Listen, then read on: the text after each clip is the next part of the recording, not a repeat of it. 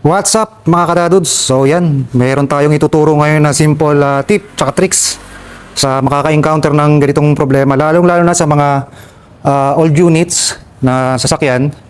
Actually, may mga ibang kliyente sa amin na ganito ang concern. So ganito lang ang ano niyan. For example, ito.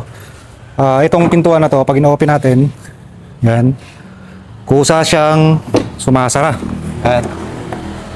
Okay, check natin. So yan. Actually mga kadadods, medyo hassle to lalo na kapag ikaw lang mag-isa.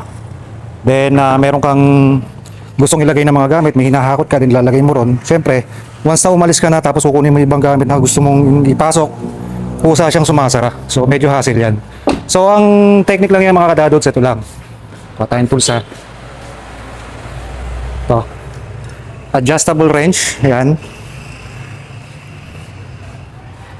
Then open natin to.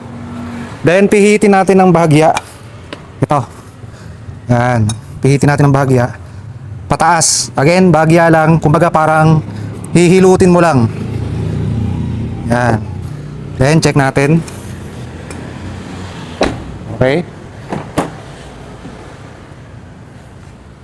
So yun. Ganun lang kasimple yan mga kadadods. Okay.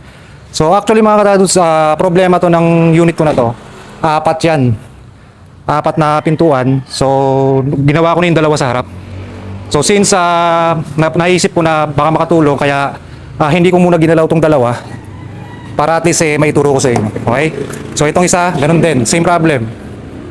Yan. Kusa siyang sumasara. Yan o. So, check natin. Dito pa rin, pipihitin natin. Yan. Pihitin lang natin ng bahagya, pataas.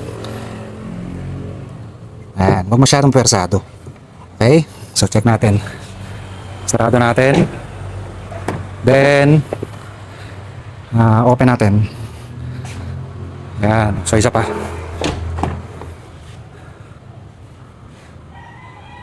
Okay, so yun lang, ganun lang kasimple yan mga kadadods. Hopefully meron kayong natutunan sa simpleng tricks natin. Salamat po.